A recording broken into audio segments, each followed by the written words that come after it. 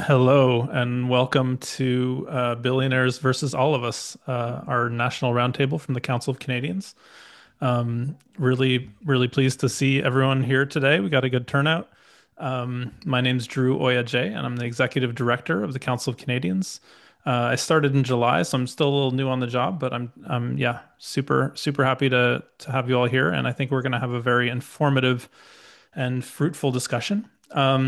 While we're getting settled and letting people in the room and more people are showing up, I just wanted to start by inviting two of our organizers at the Council of Canadians to share a bit about the Council's current work. First up is Nicholas Barry Shaw. He's our trade and privatization campaigner who just returned from Edmonton, where a formidable coalition has been assembled to stop the planned cuts to pharmacare. Nick has an update for us, so take it away, Nick. Yes, hello everyone, and I'll just say that the chat is open for the time being. So just as people are trickling in, if you want to pop in there and say hello, say where you're reaching us from. It's always nice to see people. I see Cochrane, Alberta there. I actually just got back from Edmonton, Alberta. I was in Edmonton for the Liberal Caucus meeting and was there with a very important purpose, which was to defend pharmacare against kind of impending cuts that the government had announced over the summer, or rather had leaked over the summer. And so this was a government that had been elected, among other things, promising to protect public health care and promising to protect pharmacare, the first phase of which is supposed to roll out across the country, providing universal coverage for diabetes medications and for contraceptives, and then expanding into a more comprehensive program of drug coverage. And so this is something that the council and myself, we've been campaigning on, and many chapters have been very involved in this struggle for the last few years. And it's been really important, I think, for the council and for everyone, because we can see how it's an issue that's at the intersection of the cost of living crisis and the healthcare crisis. People can't afford their medications. They're increasingly out of reach. They're making these impossible choices between groceries and medicine and rent. And then that's having impacts on our healthcare system. That's leading to more people ending up getting sick, ending up in the ER, clogging up the ER when they could have been given the medication that they needed and stayed healthy and stayed and taken a load off of our nurses and our healthcare workers who are just struggling right now. So this is a very important fight. And over the summer, unfortunately, the health minister had announced that they were not going to expand the program as promised to the other provinces, and they were just going to freeze it in place, basically excluding 4/5 of the Canadian population from this supposedly national pharmacare plan. And I was happy to see the mobilization that was pulled off by the Council of Canadians and our allies, Friends of Medicare Alberta and the Canadian Health Coalition, which really, we managed to get billboards that were bought by the CHC, the Canadian Health Coalition, that welcomed the arriving Liberal caucus who are coming to Edmonton. We held a rally outside of the Westin Hotel where the Liberal MPs were meeting. And throughout the week, we were in the media and we were dogging them on the street. I got a chance to heckle Stephen Guilbeault, which was very fun, and ask him when his government was going to fund pharmacare. And so they were feeling the heat. And I'm happy to report that as I was sitting in the airport waiting to go home back to Montreal, where I'm from, I got the news from organizers that Mark Carney had been pressed about this by journalists, and he had confirmed that they would, in fact, go ahead with this first phase of the program, and they would continue to sign funding deals with all the provinces that are willing to get on board with this vital program. And so I think it's just a small example of the kind of work that the council does. And I have to give a shout out to the Edmonton chapter and all of the wonderful activists in the Edmonton chapter. They were so kind in the hospitality they gave me, and they did a great job mobilizing for the rally on the Tuesday. And it had a political impact. And I think if we hadn't been out there, if we hadn't been hammering them in the press and been out there on the street, we would not have seen this walking back. And so that's a small taste of a much bigger fight that I think we're going to be talking about here today. And so a little bit of hopeful news in a world that is often very in short supply. So I'll end it there and I'll hand it back to Drew. Thanks, everyone. Thanks so much, Nick. Yeah, obviously, just great news coming out of the um, out of that sort of mobilization in Edmonton. Obviously, it's a national mobilization as well that the council's been part of, and really happy with the result there, and also just glad to see because the pharmacare is obviously on the front line of all these different things that we're going to be talking about today, and so if we can get them to roll back and change their minds on something like pharmacare, then I think that's an early positive sign that resistance can work, and we don't even have to do that much of it. I just need some dedicated folks to make a lot of noise. But yeah, so thanks again to Nick Berryshaw. He's our trade and privatization campaigner. Next up is our Atlantic campaign organizer, Courtney Morrison. Who's going to share just a little bit about what's going on in the Atlantic region, where we've been working hard to build up local organizing capacity. Hello, Courtney. Hello. Yeah, thanks for the intro, Drew. I'm Courtney. I am the Atlantic campaign organizer. I'm based in Halifax, Nova Scotia. I started in May, so also pretty new to the council, but have been pleased to support the 7 active council chapters that we have in the Atlantic region. Kind of relevant to the theme of the webinar today, we've been hosting events under the title The Many versus the Money. These have been really great opportunities to bring people into our movement and to make connections between new and seasoned activists, as well as with the organization's focus on the issues that matter most to people. Also been very excited to be on the coordination team for the September 20th Draw the Line Day of Action, and to support local actions in Halifax, on the South Shore, in Fredericton, St. John's, and PEI. Excellent. Thanks again, Courtney, our Atlantic campaign organizer. Um, And yeah, so this webinar is, as Courtney was mentioning, part of the Draw the Line Day of Action. We're trying to get people fired up for that. So please do come out, find out about your local action on September 20th and come out. The latest news I hear is that there are 65 actions confirmed and more to come. Um, and obviously the Council of Canadians is supporting that because we're about to learn in more depth. There are some big plans to cross some pretty important lines, and we don't want them to cross those lines. So, hence the day of action. But yeah, so over the summer, we've been seeing deep in the recesses of Bay Street offices, think tanks, and hospitality suites, Canada's billionaires and their sort of our corporate elite have been cooking up big plans to pad their profits and shift power in their favor in a historic way. Trump's trade war and annexation rhetoric was a real moment of economic and social vulnerability in Canada, with obviously little precedent. And so you have a huge amount of sentiment and a huge amount of will to sort of respond to this. But where I think a lot of people saw an existential crisis, the billionaires and the corporate class have really seen an opening. And you've really seen them to mobilize. When everyone else is at the cottage, they were meeting in those hospitality suites, those boardrooms, and various offices. And so what we've seen at multiple levels of government is a generation defining power grab. And I just want to go through some of the key components. So the first one is, as befits the sort of theme, the sort of originary theme of draw the line. We see a huge rollback in environmental regulations.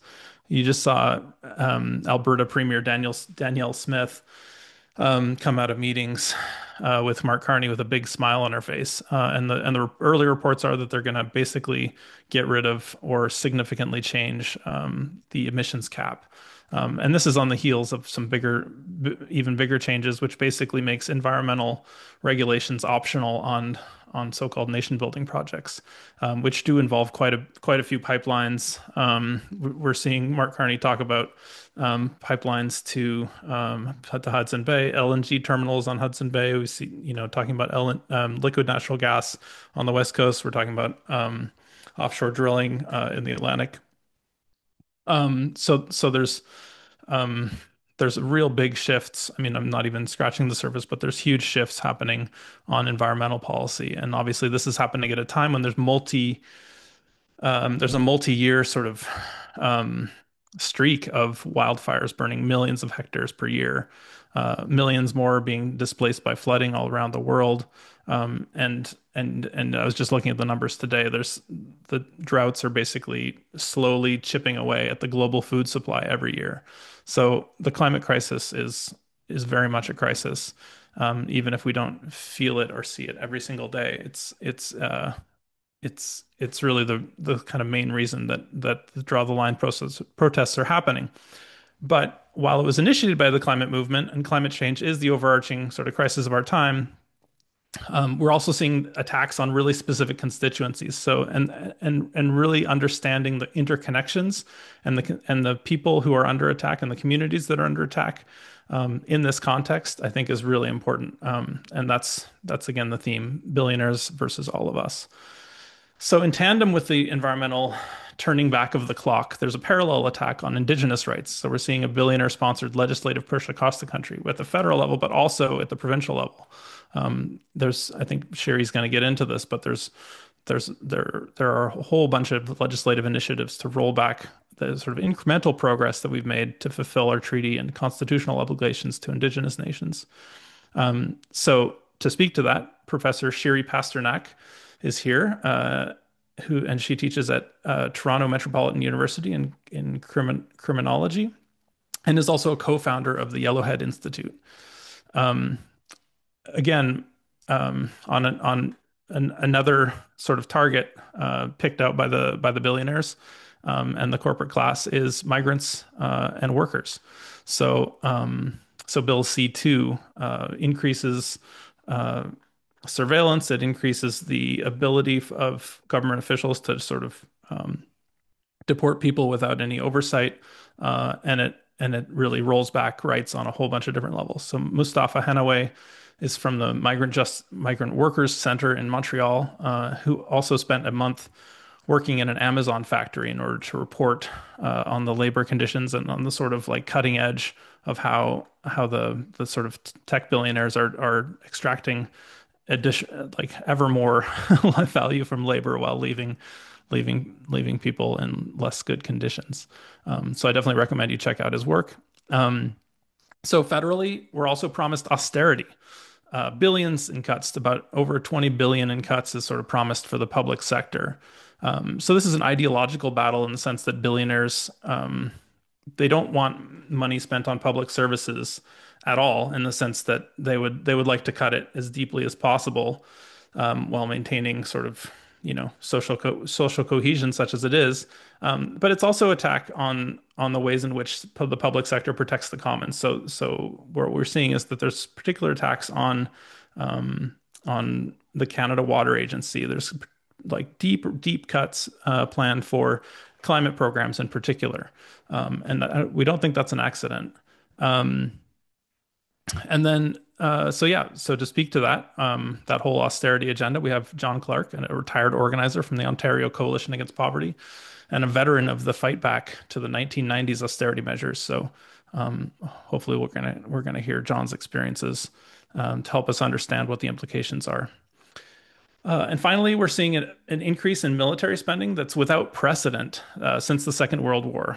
So there's a historic shift of resources, a quadrupling of military spending that's being sort of proposed here, and is being very swiftly moved on. We've already seen a sort of additional 20 billion allocated, which is just a huge amount of money transferred with a stroke of a pen. And so to speak about that, and obviously that's happening at the same time as the arms continue to flow from Canada to the Israeli military as they continue the genocide in Gaza. So Rachel Small is here from World Beyond War to help us understand where that money is going and what exactly is going to be bought with that money. Um, so we can't hear your applause, but I just wanted to everyone to give a warm welcome. Hopefully, we'll feel the vibes through the Zoom. A warm welcome to our panel, and yeah, really excited to hear what they have to say. Um, so now that the applause has started to die down a little bit, um, before we dive into, I guess, the specific issues, I wanted to start by asking all of you how you see this moment.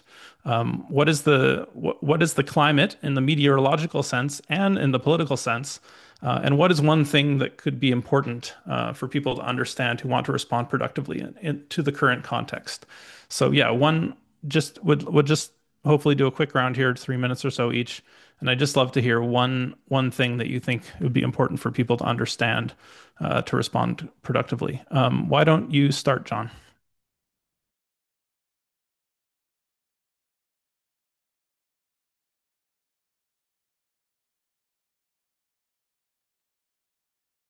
You're muted Yes, if okay, you. so I just work that technical hitch out just a second. Um, the thing that I think is really decisive is that we are in a situation that we absolutely shouldn't underestimate. I think the enormity of what's coming down is incredible. There's been a profound change in terms of the whole US role in the world, and that's affecting Canada massively. So this represents for the power structure in Canada something of an existential crisis. And their whole goal is to make ordinary working class people and communities pay for that crisis. And that's the billionaires agenda that we're talking about. And obviously the last election was dominated by a kind of a lesser evil approach, in the sense that nobody was really that enthusiastic about Carney, but the whole idea was to stop the Conservatives. But I don't think we should underestimate the enemy that we've got. First of all, the Liberal Party historically, when push comes to shove, can be completely ruthless. They were the ones that did the War Measures Act. They were the one that did the 1990s austerity. And that's what's coming down now. And Carney is, I think, a particularly cold-blooded technocrat who has a very real strong sense of the need to slash services, attack people, and transfer it over to a very interventionist operation that greases the wheels of profit making and the agenda of the billionaires. So I think we're up against at a very, very dangerous phase. I don't think we can just compare this to the 1990s. I think it's actually even more serious, and there is a real need to draw the line. I think that's the essential element of the moment that we're at. Thanks, John. Shiri, what are your thoughts? I agree with John, and so that I don't repeat what he said, I'll just add another aspect of this moment to pay attention to, which is unique to Canada. I guess on two fronts. One is that, there's a kind of, does anyone else hear a dog barking? Oh. John. Cute. But distracting. There is a kind of retrenchment into what we see as Canadian values, I think, without recognizing the underlying violence, political violence, that is really also part of Canadian values. And so while people are proud here that we don't have fascism, and a lot of the nationalism has been in response to fascism in the United States, the response has really been to double down on colonialism and xenophobia and militarism and aspects of Canadian culture that really support the Canadian elite and the billionaire class, and that must be rejected. And I think what I'll say also, just thinking about, what is unique in Canada in terms of this moment, in addition to what John said, is that this is a colonial state. And so when we talk about the billionaire class and concentration and monopoly and oligarchy, all those things are true in reference to telecommunications and the food industry and our grocery stores and so on. But all of that is built upon a monopoly that has possible because it's been radically discounted by the fact of Indigenous dispossession and theft. And I'll give you one example of that before I pass it on, which is, the province of New Brunswick, for example, is 99.75% in the hands of non-Indigenous people. And that's what facilitated the Irvings to have the massive monopoly that they have there. They basically, through the New Brunswick Railway, were granted hundreds of acres of land that then became the basis of a timber empire. And that kind of monopoly is based on the fact that the Crown in Canada holds what it calls underlying title to 89% of lands across the country. And that fundamental aspect of Crown monopoly is what enables the whole proliferation of corporate oligarchy in Canada as well. So we can't build a movement and draw the line without including within that framework an understanding of the fundamental basis of land and land theft in the Canadian political economy. Thanks, Shiri. Yeah, Mustafa, what's one thing that people should understand who want to respond productively in the current moment? I mean, I want to both agree with John and Shiri, and just add. I think the one thing that sort of in this moment or in the crisis that the U.S. was facing, and that sort of translated into the crisis now that we're facing in terms of whether it be the trade war, the tariffs, the kind of the rhetoric that the U.S. is using, and the fact that the Liberal Party was able to completely ride it um, to their own victory. Uh, and that it's not just, I don't think beyond sort of this idea of kind of this social democratic nationalism that kind of propped up for about, a month at maximum, sort of the elbows up, the remaking of that video, the the social democratic video, where there's some UN peacekeepers and we're all playing hockey in different colors, and maybe someone's getting some health care, that all of that is clearly dissipated. And it's not just, one of the things that Carney is working for is not just solely the interest of Canada's own business elite, but clearly for foreign business elite as well, right? That they're happy to capitulate to the American business class, right?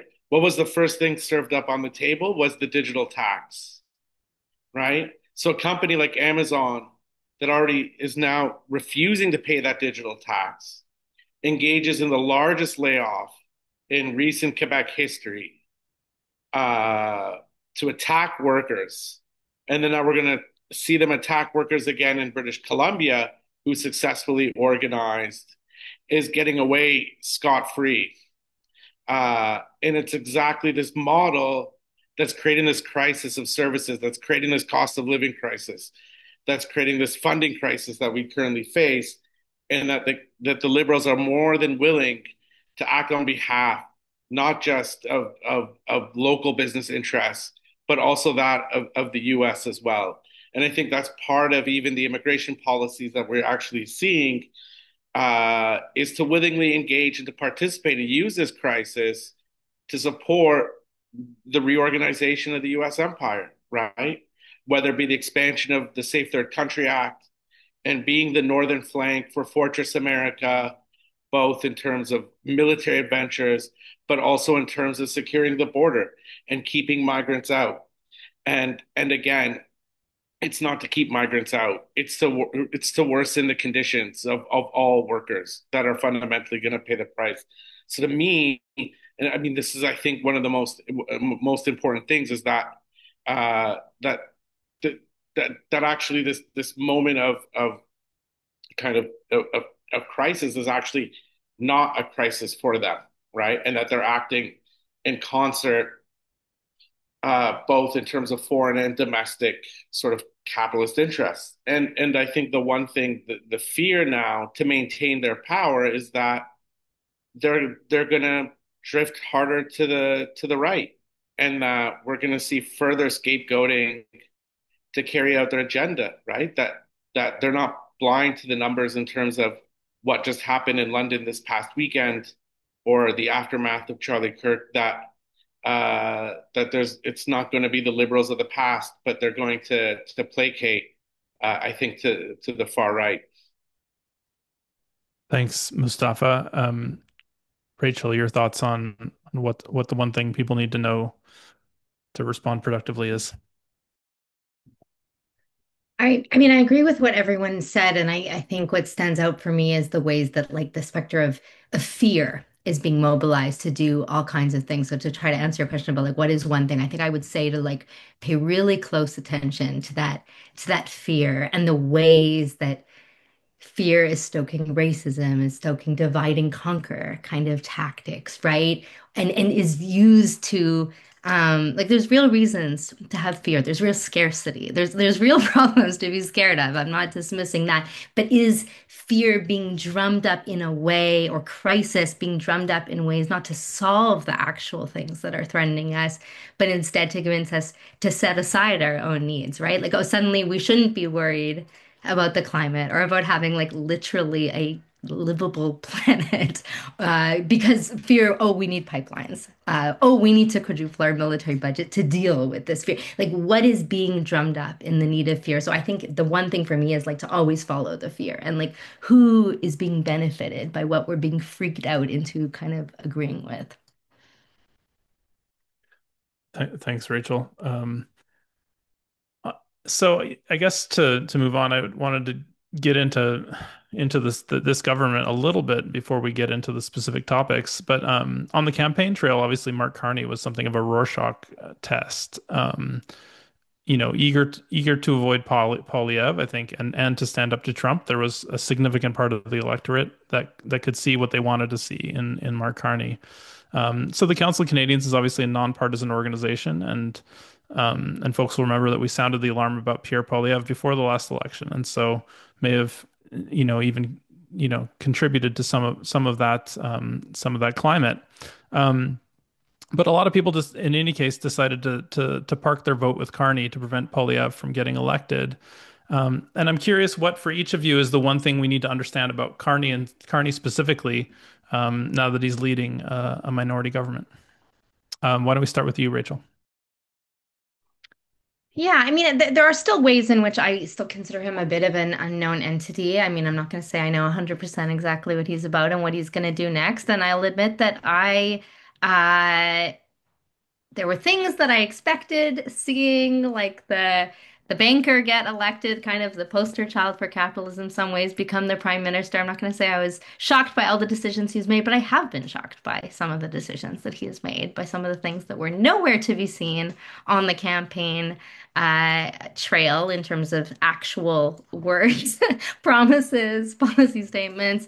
But yeah, I think what feels really important to me with him, as with all politicians, is to really pay attention, sure, to what they say, but more importantly, what they do. And I think we got a lot of practice with this under the last Liberal government, where we had a prime minister championing reconciliation at the same time as he was shoving through pipelines on Wet'suwet'en territory at gunpoint, right? Or being a climate champion while buying pipelines. I mean, there's many examples, but it's okay. What are you saying? Are you marching in this parade? Cool. What are you actually doing? And I mean, here we have Carney, who I think was elected on a platform of standing up uh, to Trump, and that he would kind of differentiate himself and Canada from what's happening in the US and elbows up and all that nonsense.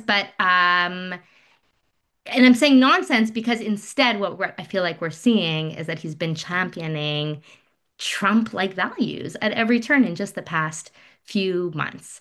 And it seems clear already that he's pushing forward this uh, like really a country based on and a policy based on austerity, and anti-migrant and stoking fear of many different groups of people, but specifically the idea that, I mean, I don't need to probably tell this crowd about how stoking the racism of the idea that immigrants are ruining our country, are taking our jobs, how horrifically dangerous that is, and horrific, impactful on so many different groups of people. But also new platforms that look like they are about undoing any climate promises that Canada has made over the past few decades, regardless of how well those were actually followed through. Point being, I think that what we're seeing in his actions is an expansion of Trump-like policies in Canada, and instead of a promise of standing up for all Canadians, like really pushing a billionaire backed agenda, right? At a moment where so many of us are are struggling, whether, as you said, Drew, facing heat waves, climate fires, or just struggling to put food on the table, to pay rent, to find housing. I can't imagine something that feels like it's doing less to meet that moment than cutting public services, than scapegoating migrants, right? Trampling Indigenous rights, fueling, propping up a genocide in Palestine. So that's a lot. But I think what's been so striking to me with Carney is actually how much he has pushed through in just a few short months. I feel like he's lost any theoretical entitlement to like a grace period of, oh, let's see, let's give him a few months when he has already pushed through. Um, yeah, just a wild amount of policy change in just a few months. Mustafa, I'd love to hear your thoughts on this. I mean, for me, I guess the question, Carney, even despite being in a minority, I think they believe that they're in a position of a Tina moment, that there is no alternative to them, that they're the only ones that can manage this crisis, that can manage this moment, right? And that without them, the only solution will be what it looks like south of the border, right? What it will be, a conservative government that will look much like Trump, regardless of the policy differences or no differences actually in policies, um, and that they're the only ones that could bring civility and manage this crisis and manage this moment, right? And that without it, yeah, that and playing at what Rachel was discussing, the fear, and that's their capacity to actually to push through this agenda despite actually being in a minority position, right? And I think that's fundamental because it set us back actually as a left, as progressive movements in the lead up to this election, right? And not to blame us or to be hard on us, but that actually we do need radical and bold alternatives, right? And I think that is something important. And I think the one thing, especially, what Rachel was, I mean, sorry, what Shiri was talking about was that, Carney keeps on discussing, and it's quite interesting on an abstract level that, essentially globalization is done. The architecture of the system is out the window. And as someone who's been a central banker, you take that serious. You take that, uh, but he's also discussing this idea of a pivot. But a pivot to what is very unclear. And I think they actually don't have a solution, and that their only solution is to double down on what has been Canadian capitalism, which Shiri's talked about extensively, right? And I think this is their only solution. And so it's only going to mean all the things that we're going to discuss because they actually don't have an alternative. They have nothing to pivot to.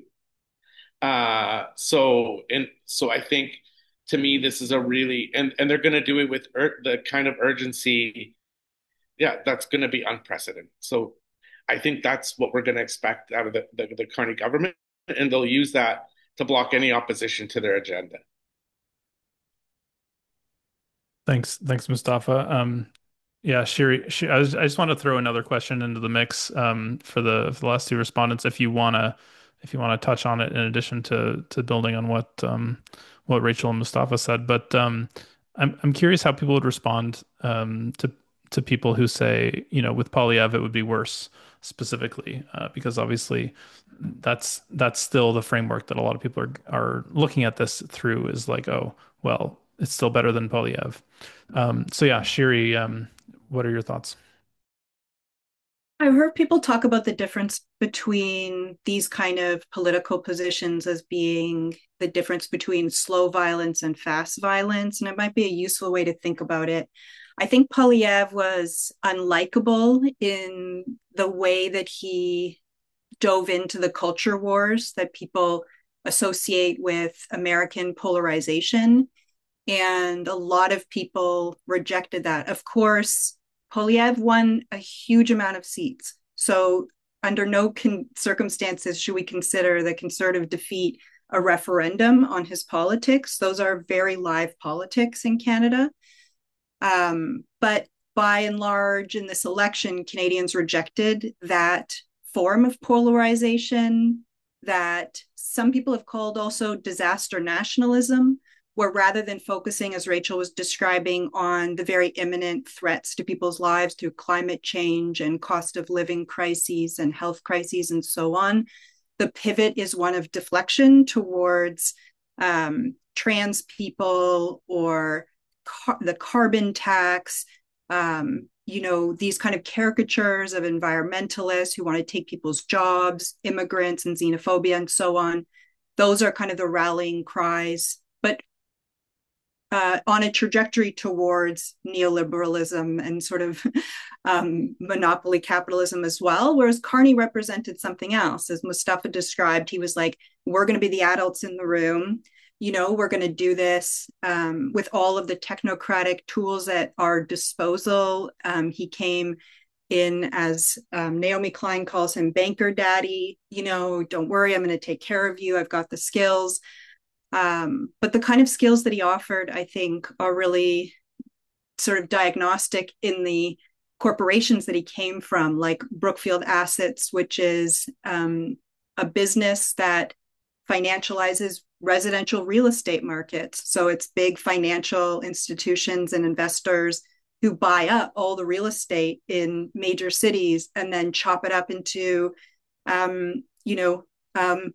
financial property and sell that off. So it's not a compassionate politics that sees housing as shelter, for example. It's a technocratic approach that we're seeing writ large across the kind of legislation we're going to talk about in a moment that defiles a kind of compassionate society that cares for people and could have plotted a different industrial policy to do just that. Could have easily said, healthcare workers aren't getting paid enough and that's a crisis in the healthcare system. Let's support them.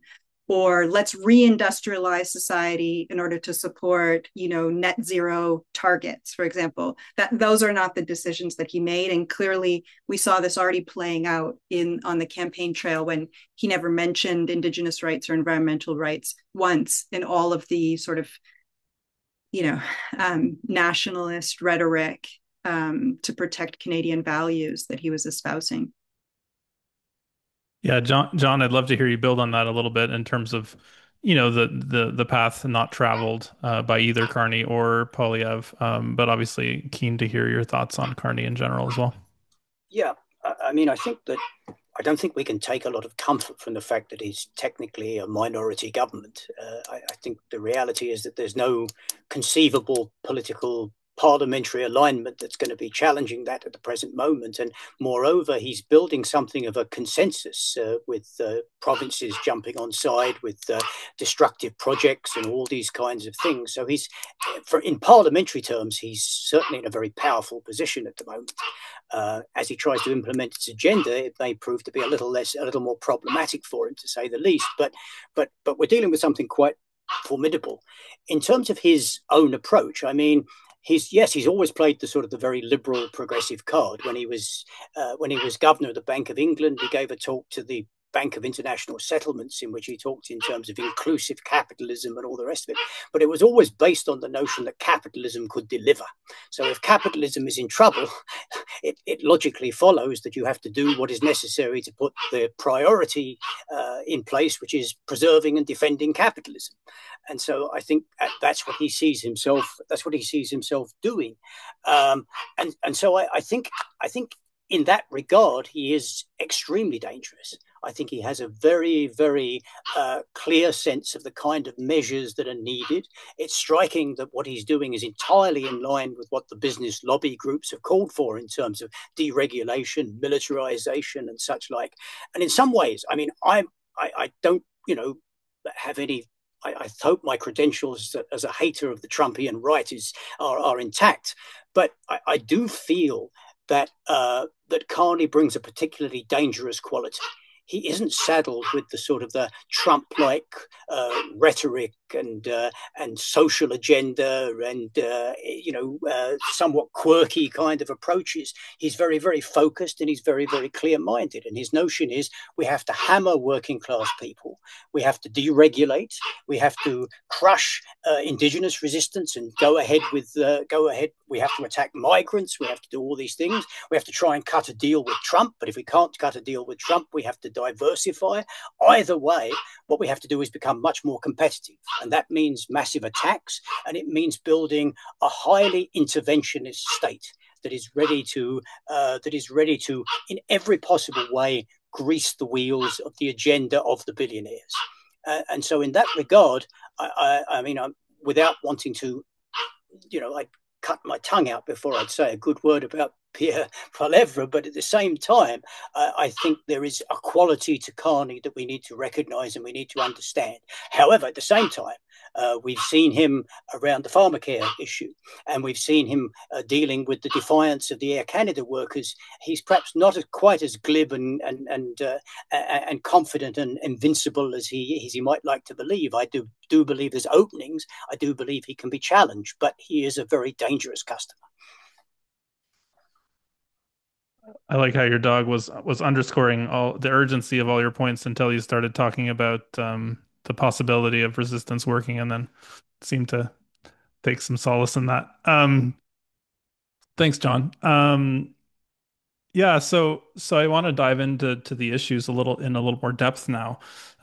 So starting with Shiri. Indigenous nations have been, as is often the case in Canadian history, some of the first to raise the alarm about some of this legislative agenda. We saw, significant resistance, although some of it more tentative than others, around Bill C-5 over the summer, and then you saw, also some questioning of the overall direction of more pipelines, more mines, more extractivism. And I'm just wondering if you could briefly explain the sort of legislative agenda that you're seeing, at the federal level, but also at the provincial level, and I guess it sort of speaks to the sort of consensus that that corporate Canada has managed to produce, but also that the Carney is part of producing as well. So would love to hear your sort of overview of how you're seeing that play out and what the resistance looks like.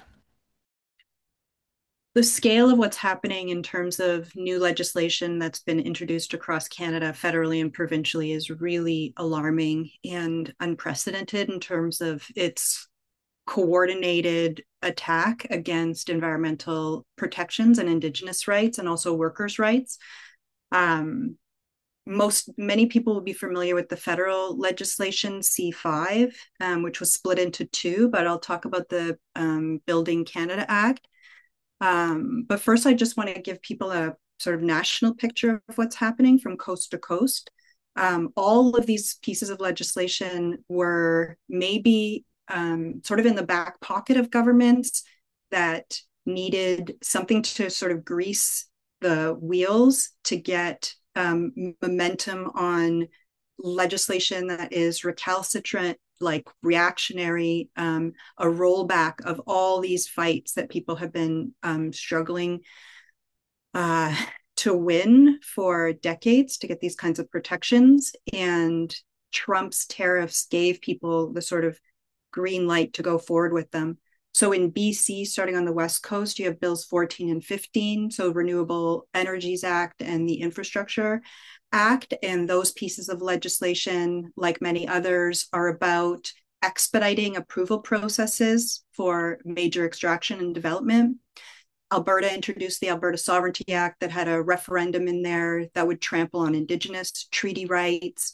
You have Ontario's Bill 5, which is the Unleashing the Economy Act, which introduced special economic zones in the Ring of Fire, as well as clauses that allowed for overriding multiple laws protecting environmental rights and Indigenous rights in the form of environmental assessment.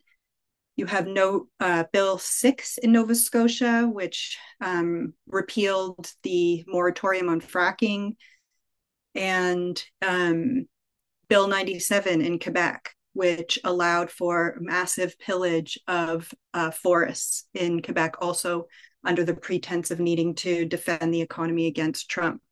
So there is so much new law that has been passed that rolls back environmental protections and Indigenous rights that we need to be paying attention to. And I called this in an article I co-wrote with my colleague Dana Scott, flooding the zone, which is Steve Bannon's term for introducing so much. He was referring to discourse, but I think about it also in terms of sort of law, introducing so much at once that makes it impossible for the left and for concerned citizens to fight back.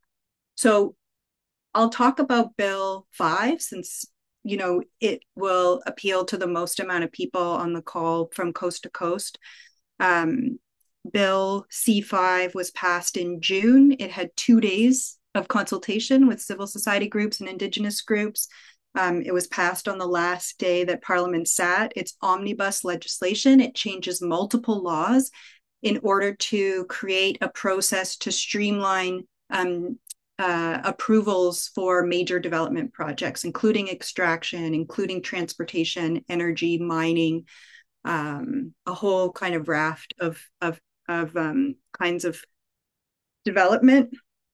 And it includes railroading environmental assessment processes as well, which is the stage at which Indigenous people have their say on projects and usually influence whether or not a project goes forward. That piece of the approvals process has been expedited and delegated to something called the Major Projects Office, which is a kind of closed door decision-making process that's housed in the Privy Council office or the Prime Minister's office. So there's a real concentration of power here. People are calling this bill authoritarian for the way that it railroads all these laws, including Navigable Waters Act, Species at Risk Act, the Fisheries Act, and so on, Environment Impact Assessment Act. The head of the Major Projects Office was announced, Dawn Farrell. She was also the executive director of the Trans Mountain Pipeline, maybe one of the biggest boondoggles in Canadian history in terms of massive financial losses to a crown corporation. That was a project that itself was about de-risking capital in Canada.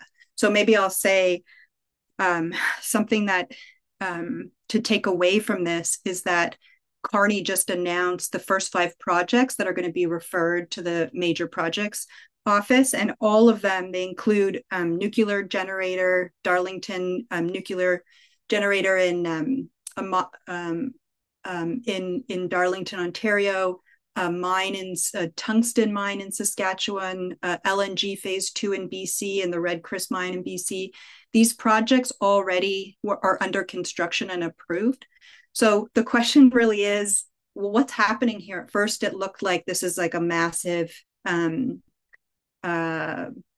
shortcut to fast track these projects without proper overview and scrutiny. But since these projects are already, some of them shovels in the ground, it looks like this is a signal that Carney is sending to industry, basically showing them that Canada is open for business, that we're ready to get rolling, that the time to move is now. The projects coming up, he's already announced 5 or 6 other projects under consideration right now. Essentially, what we're seeing is, even without the demand necessarily explicitly in these projects, industry itself is rewriting the laws of Canada. The laws of Canada are basically preemptively changing in order to smooth the course of development for approvals for industry in the country, prioritizing things like critical minerals, which we used to talk about in terms of, EV batteries and a transition to the green economy. Now that pretense is out the window. We're just talking about the national economy.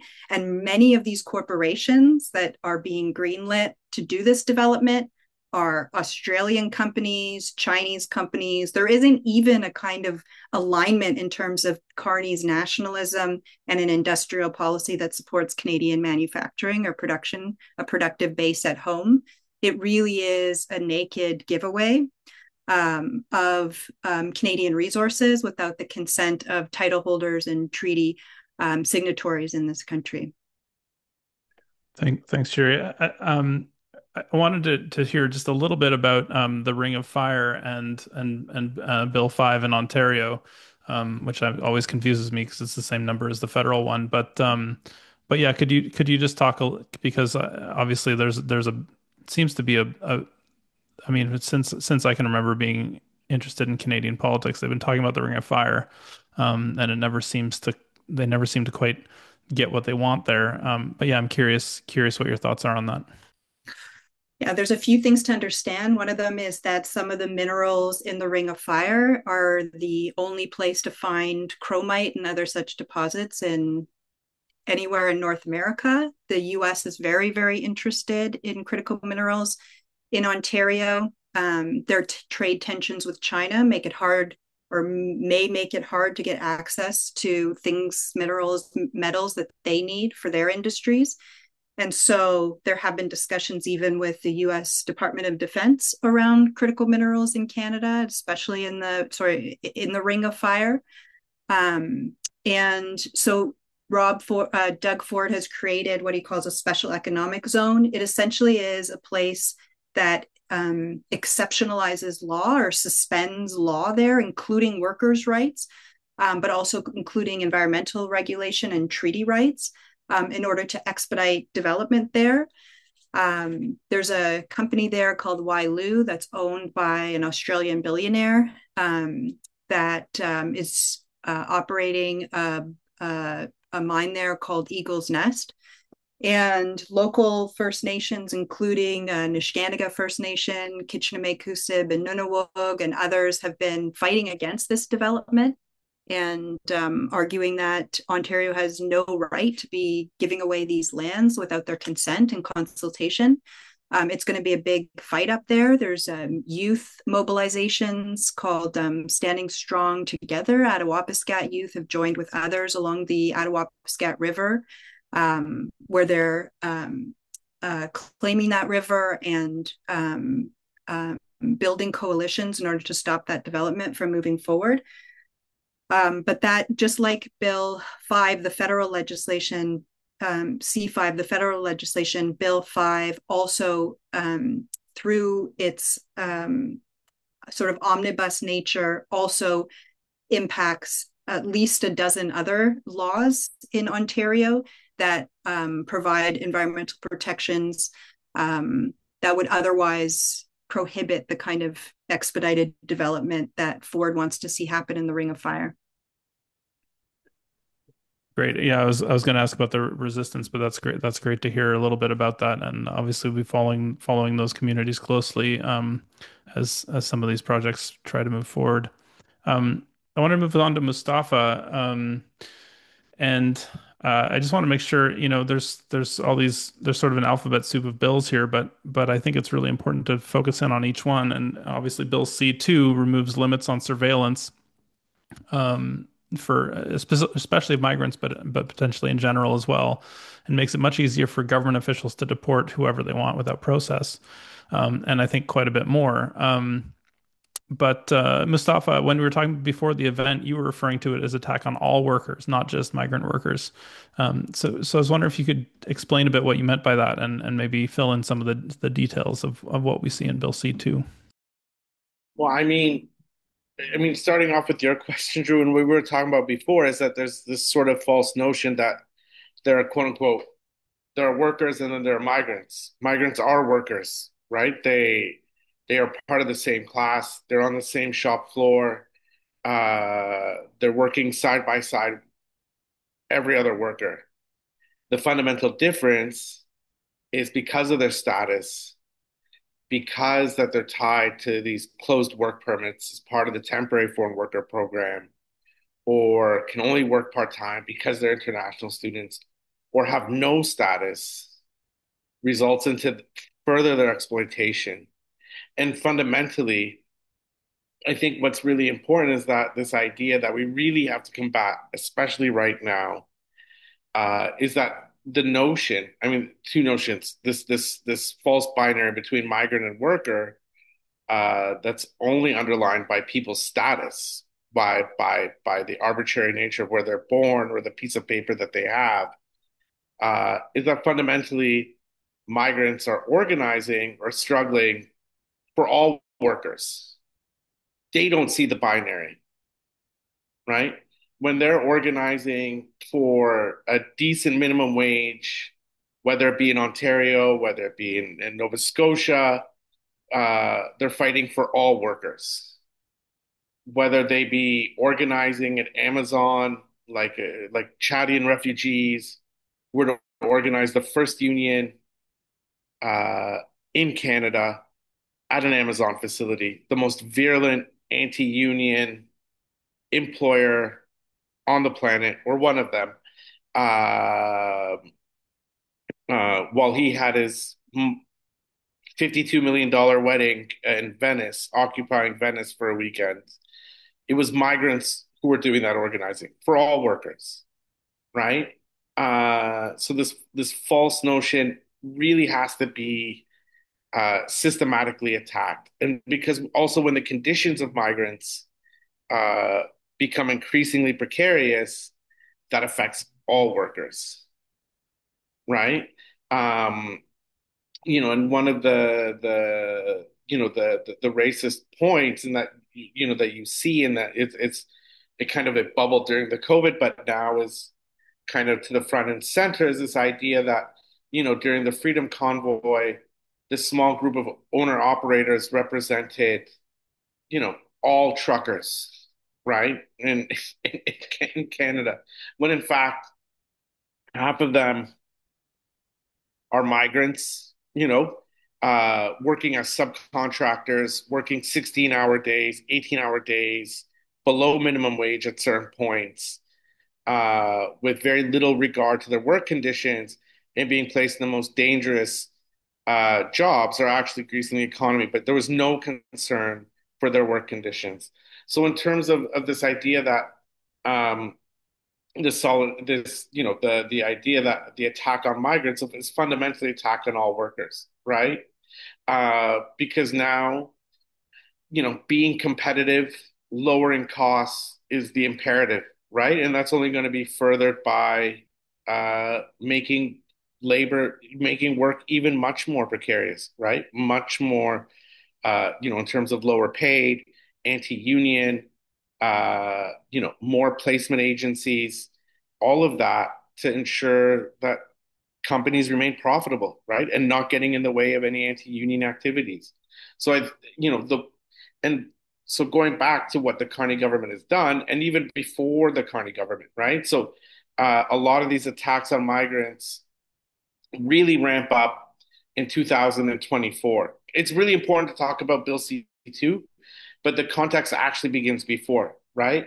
We had the promises of Trudeau, we had the promises of then immigration minister, not just Sean Fraser, but then uh, after Sean Fraser, under the Trudeau government, um, who promised regularization, that there was going to be status for all, that these migrants were considered workers and quote unquote were considered essential, that we were going to finally see regularization. We were finally going to see equality, right? And there was a recognition of that. But obviously, the threat of Trump, the threat of Polivier, uh, set that all aback.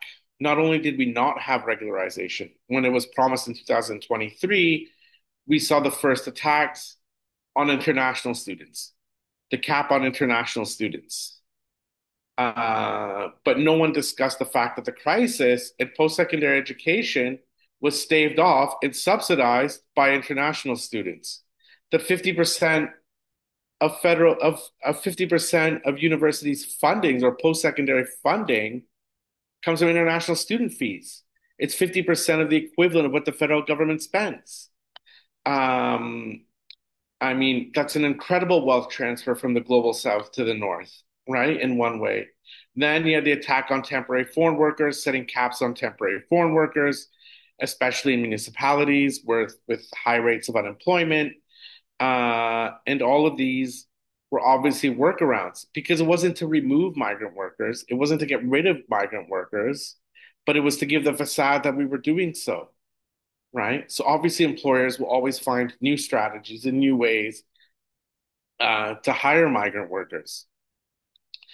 And we've already seen that. And then what did we see after the election, which was the introduction of Bill C-2. Bill C-2 is fundamentally the single greatest attack on migrants and our migration system in recent history. I mean, we look at the spectacle south of the border, and it is violent. It's completely understandable in terms of the level of violence, and no one should downplay it, right? In terms of mass ICE agents bursting into people's homes, ripping out people from their cars. One migrant was recently killed in a U.S. city in an ICE raid. It's not to downplay the level of violence, but what Bill C-2 will introduce is far greater than what is being done in the United States. It'll give the immigration minister far greater power than what ICE has or what the SAR, the border SAR has, right? In terms of what Bill C-2 gives the power to the immigration minister to suspend, cancel, change any person, any non-permanent resident, any citizens, immigration documents for any group of nationalities or any individual, meaning that they can wholesale deport any number of migrants from any country at any given time. Fundamentally, it restricts people's only access to stay by limiting people's access to the immigration refugee system. So no longer if migrants are here after 12 months, regardless of what happens to their home country, whether it be a coup, whether it be a natural disaster, whether it be a genocide, they'll no longer be able to claim refugee status. So extremely limiting people's access to a refugee system, not only upon entry. The other important thing that Bill C-2 will do is kind of finalize the closure of the border between the US and Canada. So, so if one had crossed irregularly from the United States into Canada, that they would be able, after 14 days, claim asylum or claim uh, through a pre-removal risk assessment. It's a technical term or a technical program. And now that loophole is also closed. So, meaning, regardless of what you faced in the United States, whether you're losing your temporary protected status as a Haitian, as a Venezuelan, or coming from a whole host of countries, that maybe your only possibility for a decent life or to remain protected or not to be deported to such a desperate situation to come to Canada is no longer an option. So we're fundamentally not just shutting our border, but it's a drastic reduction in our refugee system because you fundamentally have to get here to claim asylum.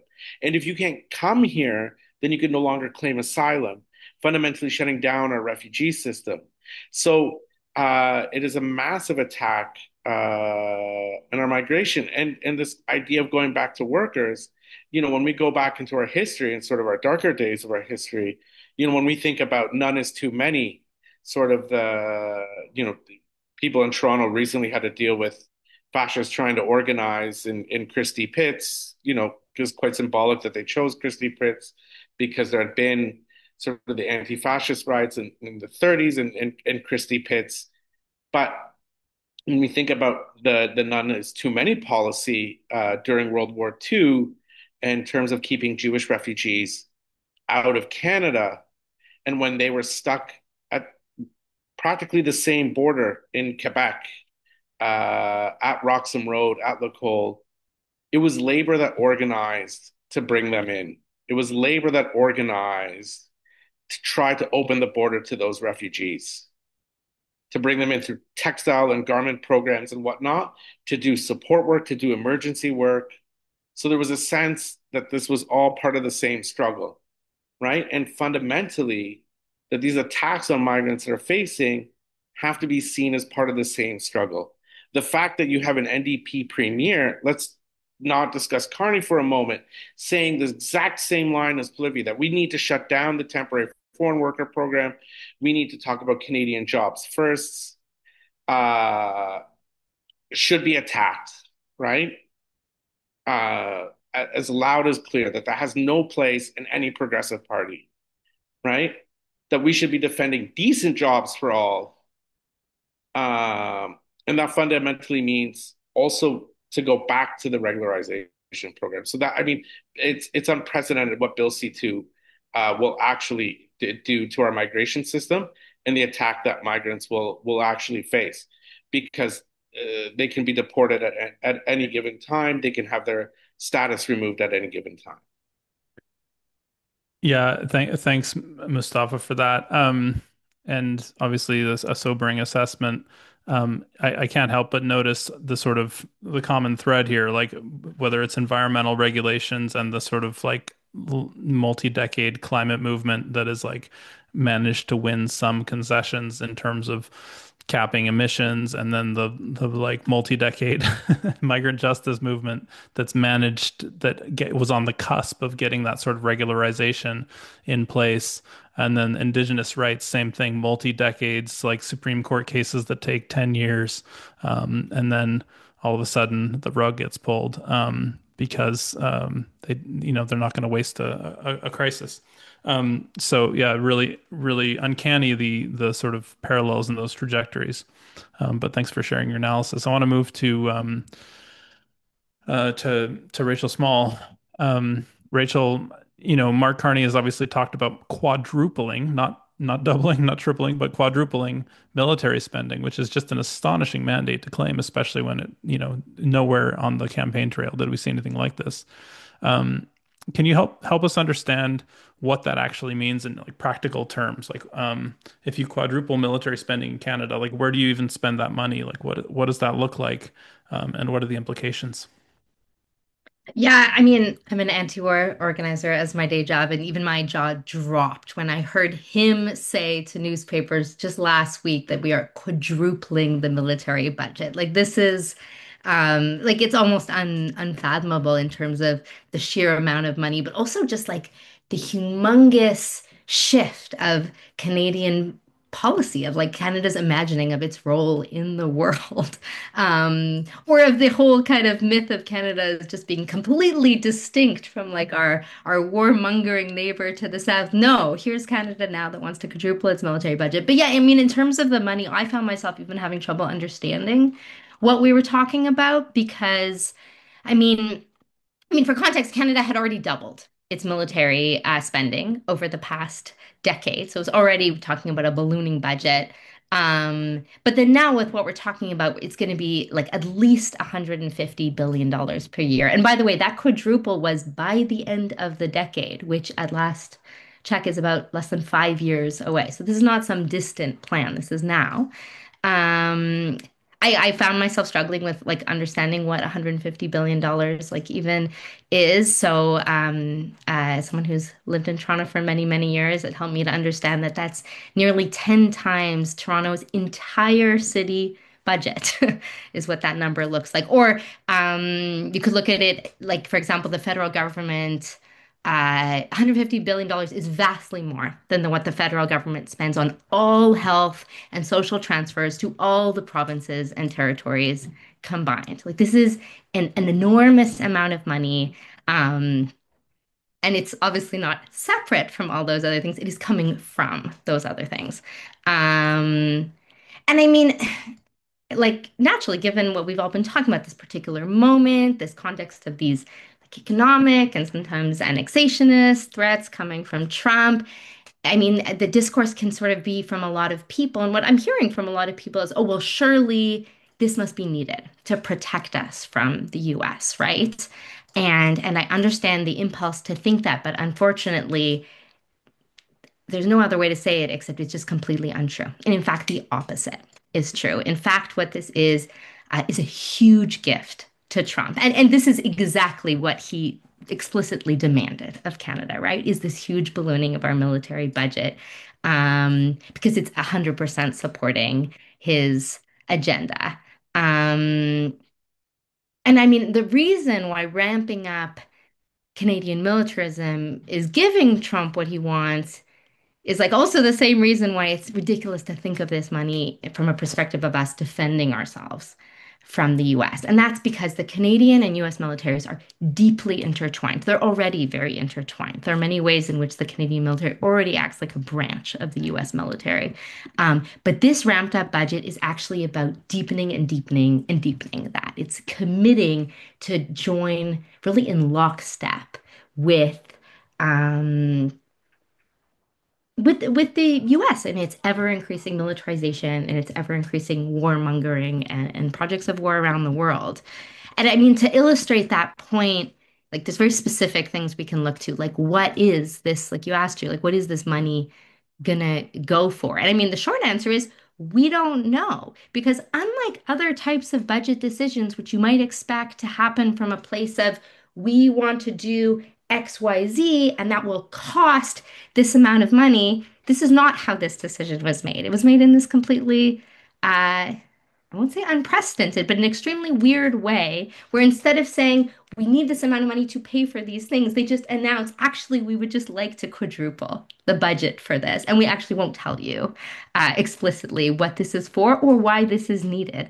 But we do know some of the things that it's for because some of that has come out. So, I mean, I could give kind of infinite examples, but I'll name a few. And spoiler, a lot of them are just the most expensive US weapon systems on the planet and the most dystopian too. So, I mean, World Beyond War actually partnered with Council of Canadians a few months ago and in a continuing way to shed light on the Golden Dome, which for those who have been fortunate enough to not have read too much about it, it's basically a dangerous delusion that Trump has of a missile shield over the US and in theory maybe over Canada too if we shell out hundreds of billions of dollars to join him in it. I say it's a delusion because it's not technology that exists. It's modeled after Israel's Iron Dome. I won't even go there in terms of like why are we modeling what we do after the actions of a state committing genocide. But even that aside, the Iron Dome does not even specifically work particularly well for Israel. And we're talking about a territory like this versus all of North America. So the technology is a delusion, but even worse than that, this is what it literally is putting missiles in space for the first time on planet Earth. That is what this scheme is for.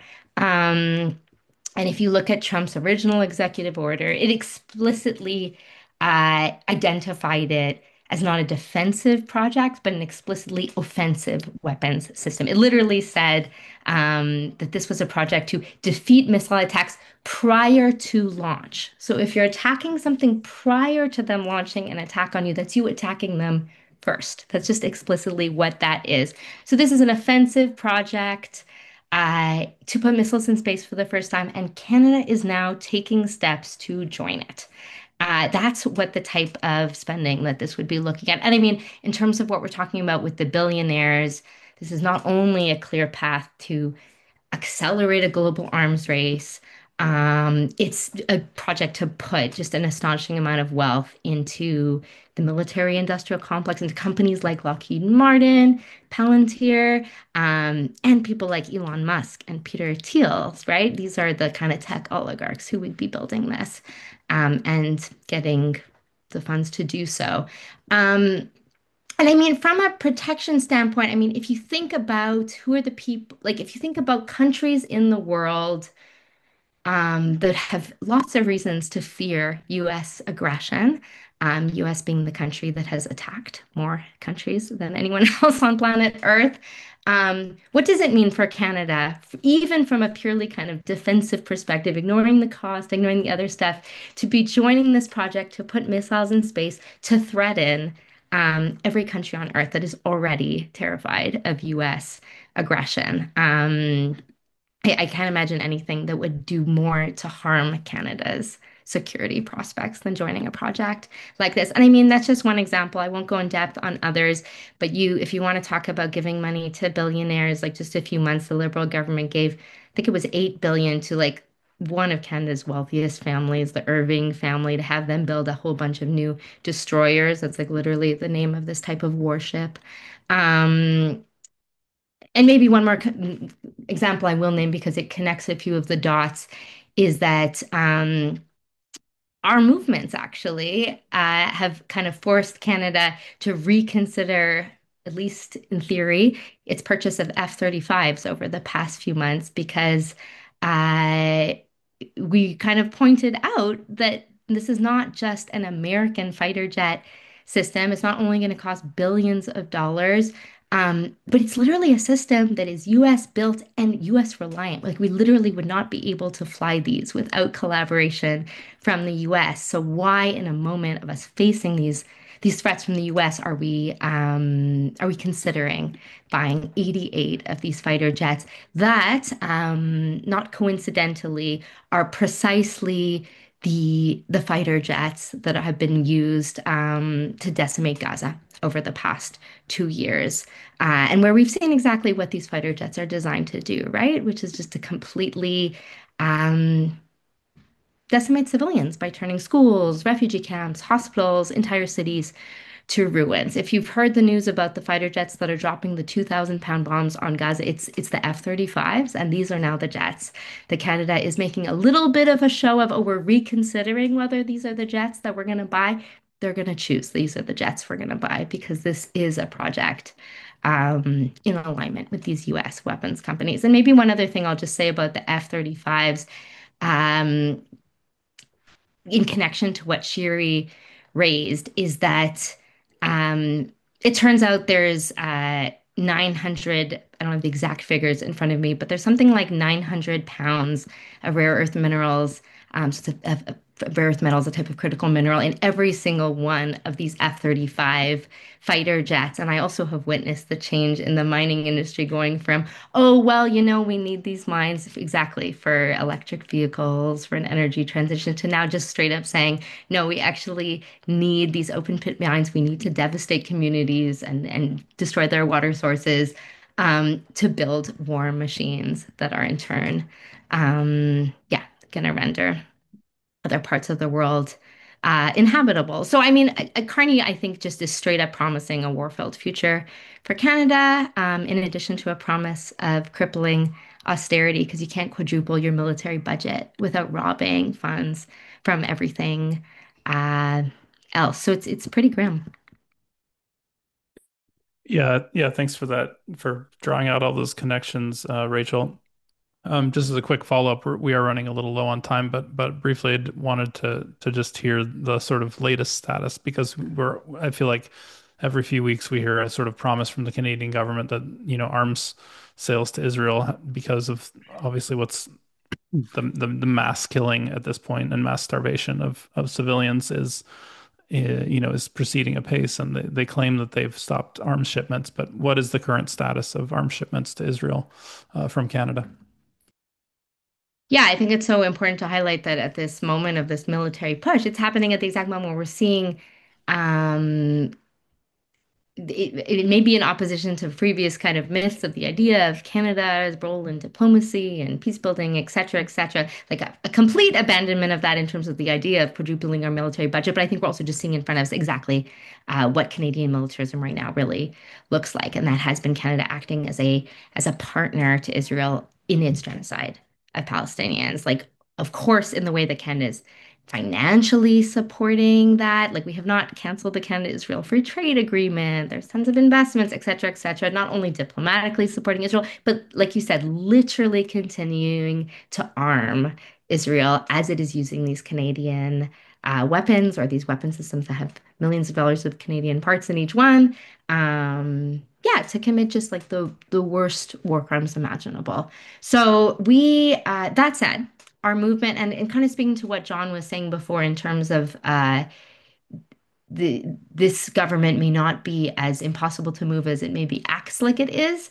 Uh, Over the past 2 years, the many, many tens of thousands of people who have been showing up across the country every week to demand that Canada stop being complicit in genocide have succeeded in moving Canada from being a country that was like, oh, of course we will arm our biggest ally in the Middle East, Israel, to getting to a place where even they had to say, like, no, it's actually not acceptable to be arming Israel anymore.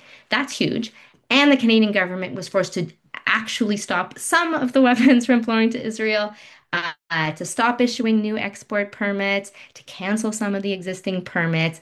Unfortunately, they have not actually fully stopped the flow of all weapons to Israel. And the biggest way that's true is that Canada has a huge loophole in its arms control regime, where for any country on earth that you want to send weapons to from Canada, you have to get an arms export permit, except the US, conveniently. So it's a complete black hole. Billions of dollars of Canadian weapons get sent to the US every year, and we have no clue where they go, but we do know that many of them end up in Israel. And part of why I'm mentioning this is actually this week, a private member's bill is being introduced in Parliament, either on Friday or on Monday, to close these loopholes in arms exports. And the Arms Embargo Now campaign is going to be fighting really, really hard with many, many people across the country over the next few months to get that bill passed, because that will change Canadian law if it's passed. So that we're not just sending billions of dollars of weapons to the US with no clue where they're going, except knowing that a lot of it is ending up in Israel. Thanks so much, Rachel.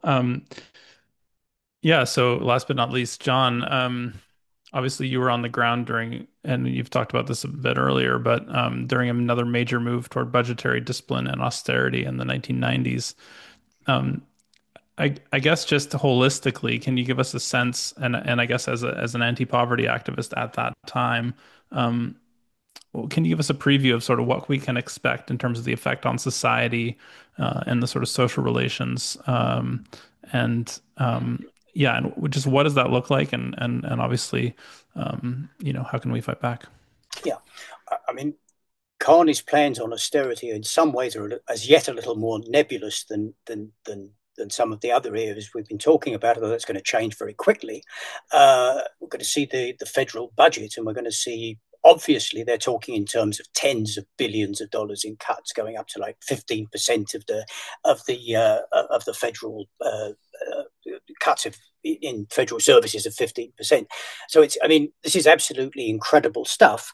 Obviously, if that hits, it's going to have enormous effects on all areas of public service delivery, whether that's income support or other elements of social provision. All of these things are going to be devastated. And whatever he says about not affecting payments to the provinces and such like, there is no question that there will be emulation of that agenda at every other level of government. That's part of the austerity process. And I think the point that Rachel has just made about the quadrupling of the military budget, plus all of the ways in which he wants to allocate funding to grease the wheels for environmental degradation and assaults on Indigenous nations and all the other things that's coming down, it's going to be absolutely horrendous level of austerity that's unfolding. So that can't be underestimated. But I do think that when you begin, Drew, by sort of pointing to the 1990s, and there are valid comparisons, but there are limited comparisons, because I think that what we're talking about is something that's far worse.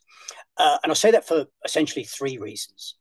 One is that you see, with austerity, one of the obvious things about it is that it's not a rough patch you go through and then they put it all back again.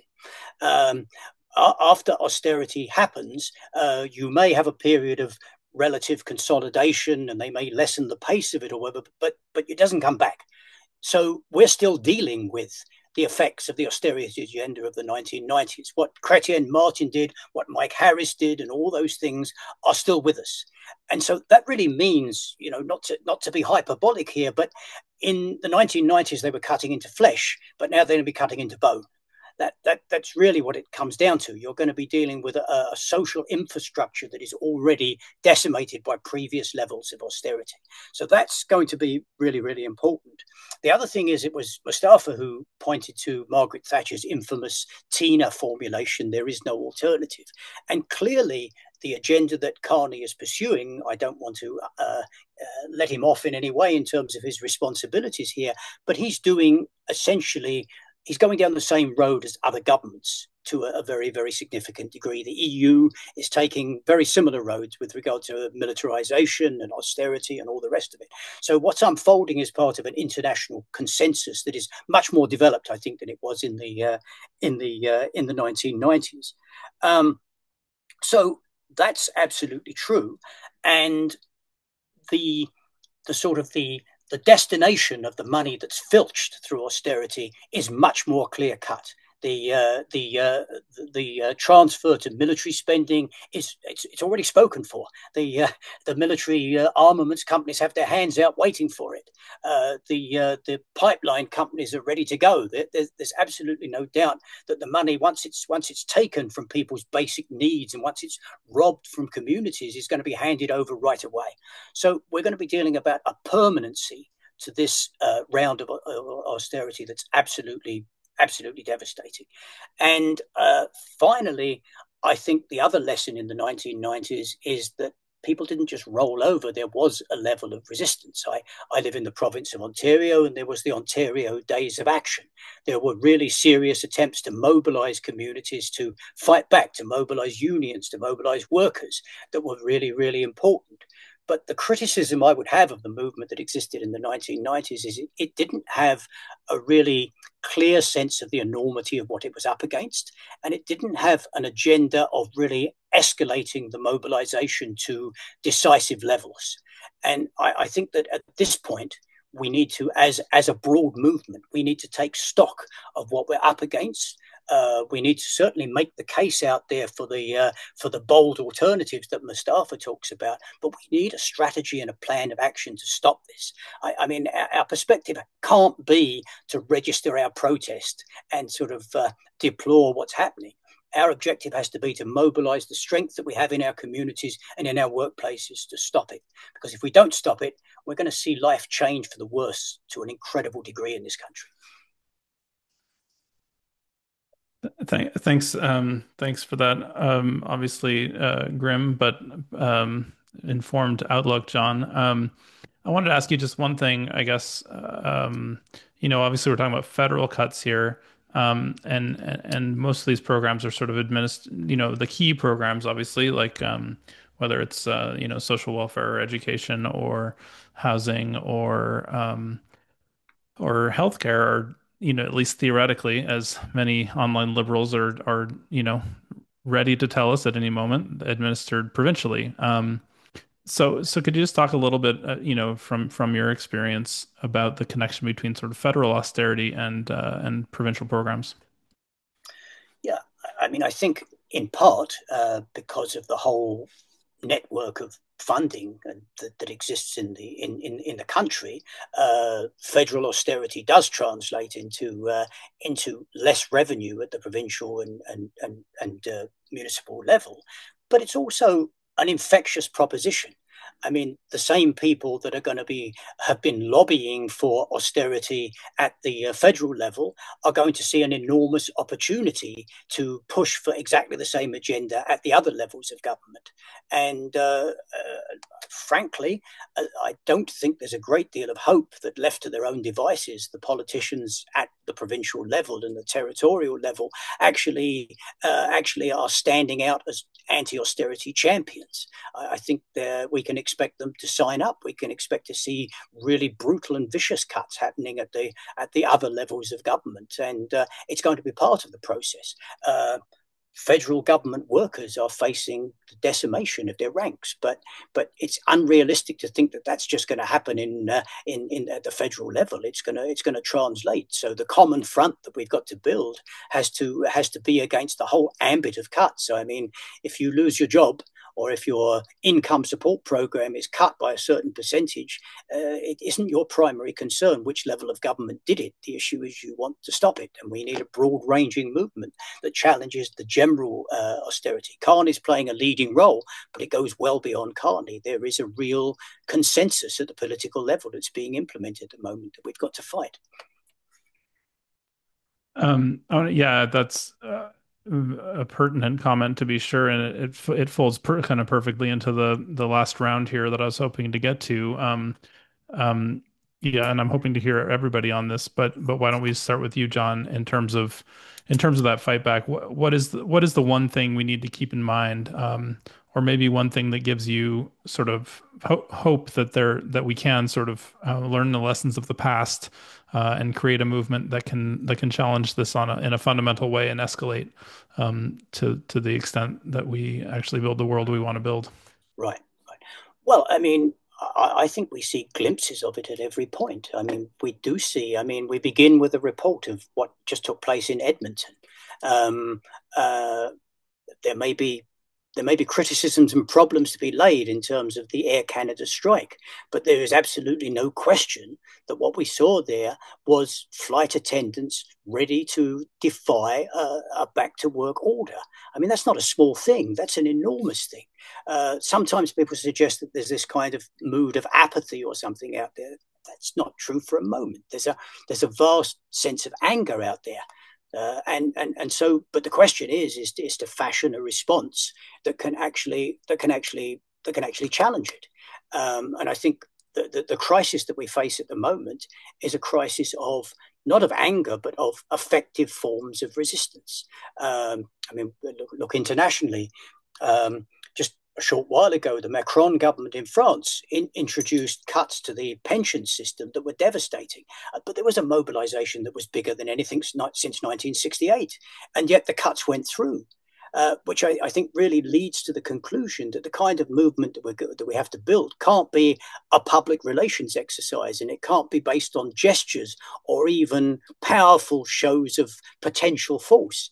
I mean, I think we have a capacity in this country through our trade unions and through our communities, and look at the power of Indigenous resistance that has been shown again and again in this country.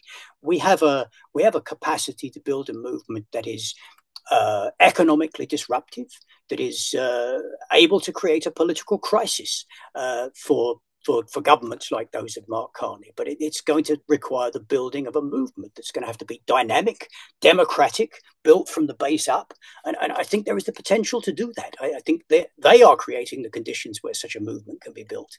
But our job is to give the lead that needs to be given. And in that situation, I mean, yes, we've talked about very grim things here, but I think we can end on a note of hope. I think there's a real possibility to win something here that would serve as a model that people all across the world would look to as a sense that you can fight these bastards, you can fight them, and you can beat them. And I think we have the chance to do that. What do you think, Shiri? Can we fight the billionaires? I was going to say, John, would you say we should fight to win? Yeah, well, now you mention it.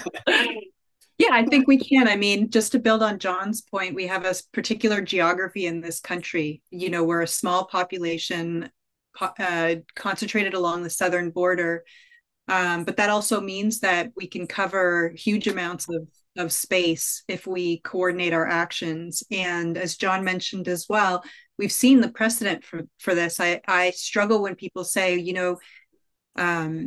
we have no, the struggle in Canada is weak or the left is weak. I just say, like, you're paying attention to the wrong things. You've had uprisings around Black Lives Matter movements, but you've also had Idle No More and Shut Down Canada, two Indigenous-led movements that have not just shut down the entire country in terms of ports and trains and border crossings, but that have modeled a kind of coalition building and solidarity that then inspired the Palestine Solidarity Movement, which will in turn is inspiring the Draw the Line movement. I mean, we're learning from each other. And like John said, these crises really foment a kind of stew in which we're all in it together, and we either fight together or go down together. And it's been an opportunity for so many of us to meet across movements and to build relationships of trust, and we need to keep doing that. And we need to keep in mind that Indigenous people are on the front lines, to Mostafa's point about immigrants not just fighting for immigrant rights but fighting for workers' rights. Indigenous people are on the front lines not just for their families and their territories, but because they're protecting they're exercising their authority and their laws to protect the air and the water and the land for all of us that use that breathe and live and need to survive on this planet. And I think this is a moment that we need to rise to the occasion of giving back and being able to be in alliances that are strong enough, that give us the courage to take that leadership, but also exercise that ourselves in ways that can leverage that power in effective ways, and not just, as John says, as public relation schemes or letter writing campaigns. Mustafa, would you like to add anything to the note of hope that we're Yes. I mean, hoping to end on? yes. I mean, I'm actually quite hopeful too, and I mean, for a few reasons, and I think just building off what everyone has been saying, that I mean, fundamentally, we're in a moment where there's a broad part of society. I think for the majority, politics matters again, right? That politics, in some way or another, uh, matter profoundly, and not about which party or this party or that party, but I think about something more profound or something more fundamental that partly because of the trade war brought up as well, right? And I think how our economy is organized, how our society is organized. I think that there's people did ask and maybe are still asking kind of fundamental questions, right? And I think to me, that's a massive opening that maybe we haven't had in years, or in many years, right? And how we, and again, it's a question of it's not, it's not an abstract question, but how do we mobilize and how do we organize around it is going to be the fundamental part of it, right? And that we don't, and I think another part that I'm hopeful is that maybe that we don't fall into the traps kind of going forward as well, right? And that we're looking to build movements, uh, that are extra parliamentary at this moment, that are really grounded in people's lives, that are really grounded in the communities, and that where people actually have power, right? And I think we have to go back to that moment as well. And I mean, to be fundamentally honest, I mean, uh, even if the most dire situation, people have collectively confronted, right? Which has been the genocide in Gaza. You know, in recent memory, have you had, organizing committees, neighborhood by neighborhood, by, artists, filmmakers, students, bakers, like the whole gamut, right? And I think there's real lessons. How can we, the genocide is ongoing. How do we broaden that movement to end our role in that genocide, to end that complicity, but to broaden that model in this broader fight back, right? Because what other coherent movement, maybe over the last 20 years or a couple of decades, that has seen that kind of democratic organizing across all sectors and across all of society, right? So we think of that model not just maybe as a model of solidarity with the Palestinian struggle and against the genocide, but also as a model to fight back around the Carney agenda. I think is an interesting one to think about collectively as movements, right? And how do we begin to build those links, not to usurp those kinds of those organizations or those collectives, but uh, to really for us to internally take stock of what has been built over the last 2 years as well, in trying to resist this genocide and our role in it. So I mean and then the final thing, and I think alluding to it, is hopeful that there will be major worker struggles, right? There will be major that are actually going to take place. We're seeing massive layoffs in major companies, and workers have no choice. There's going to be no individual solution except organizing, and that was part of what we saw the strike in terms of and the response to it by the Air Canada workers. And I think we're going to see that again and again. Um, so how do we build upon that is also going to be a key question. So, I mean, I'm hopeful, and also, I mean, Saturday, right? I mean, I don't want to pump up, but someone else is going to talk about it. But I think we haven't had a moment where we're trying to build a broader analysis or a broader politics on the ground in the movement and learning from all those different struggles, also in a very long time. So I think what happens on Saturday and the outcome of that is going to play a crucial role in terms of the kind of movement we need to build to combat Carney. Thanks, Mustafa. Yeah, drawtheline.world. Check it out. I think somebody's gonna drop the link in the chat, and Nick's gonna talk a little bit more about it at the end. But can't be said often enough. Yeah, thanks for that, Mustafa. And yeah, Rachel, I'd love to hear you on this.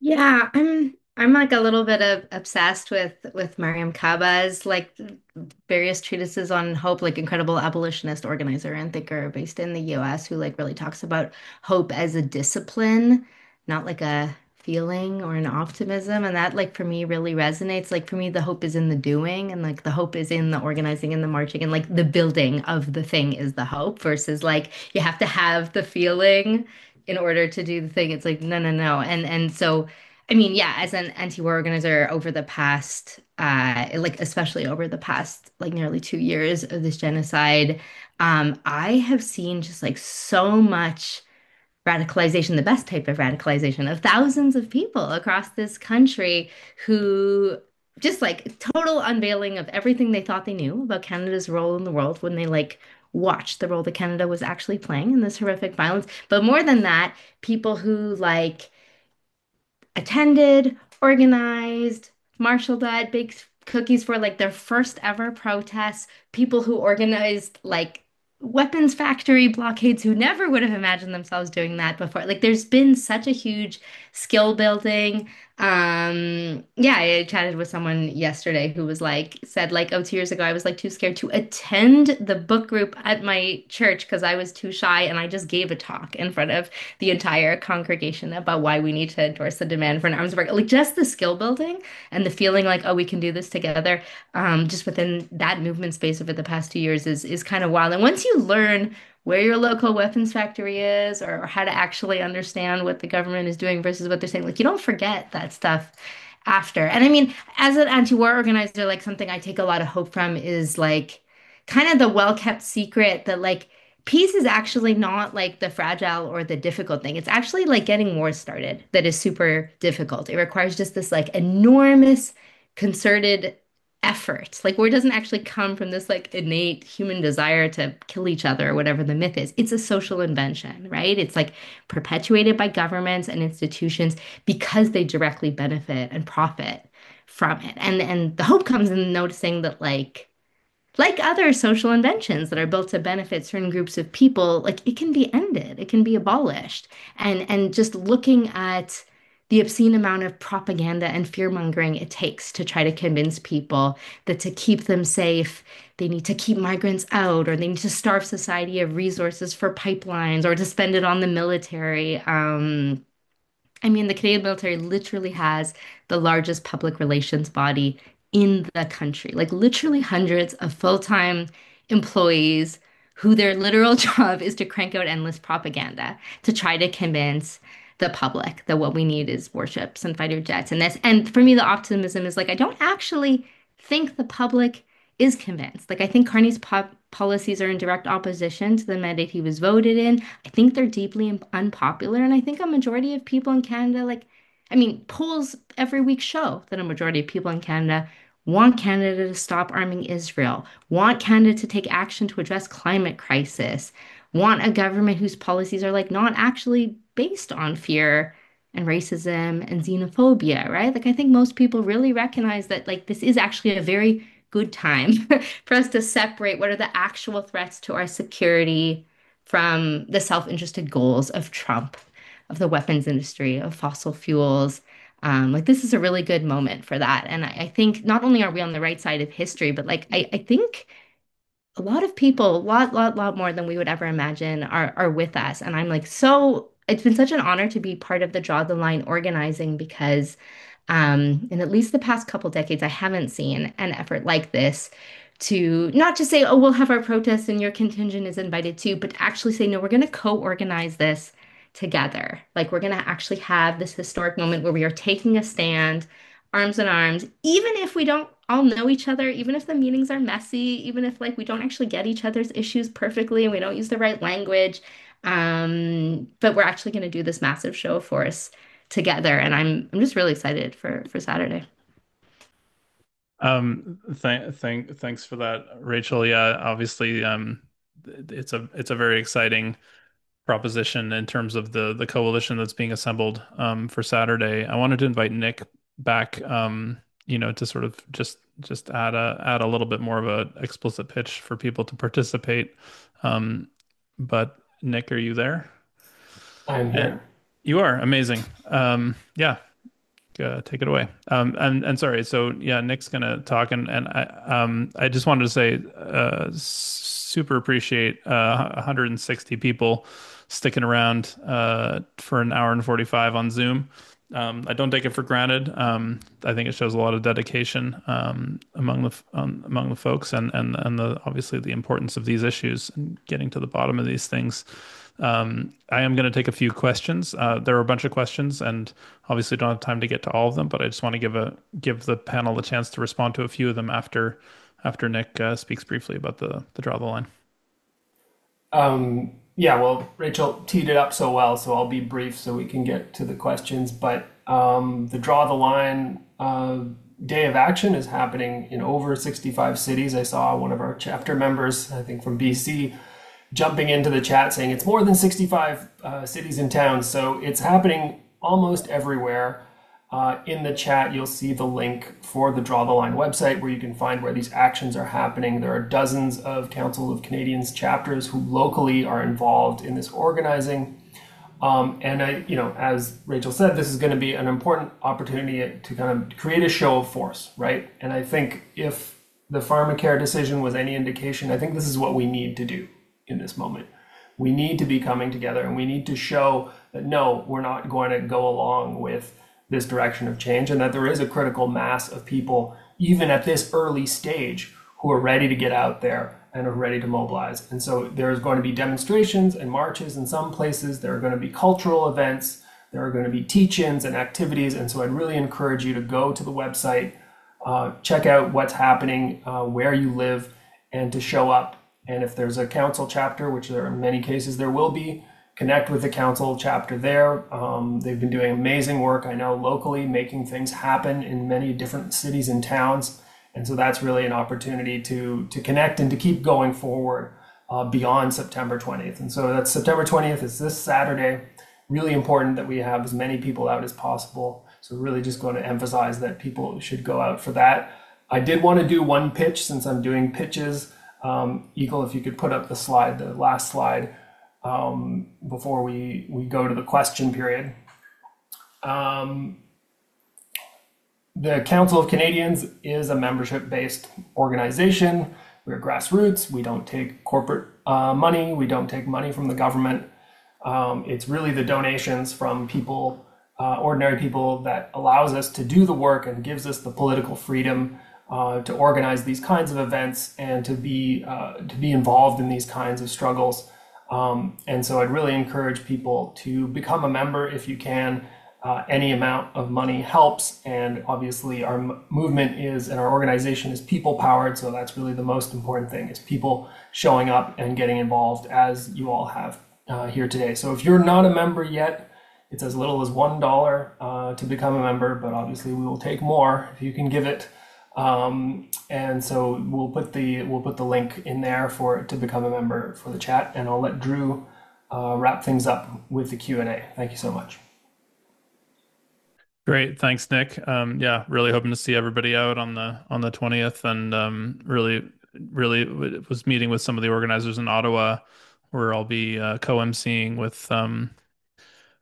um, with Azil, and absolutely just kind of blown away by the amount of effort and organization and attention to detail that's being put into all the events. So really appreciating that organizing and all the people who are participating in it. That in and of itself is a real it's really impressive.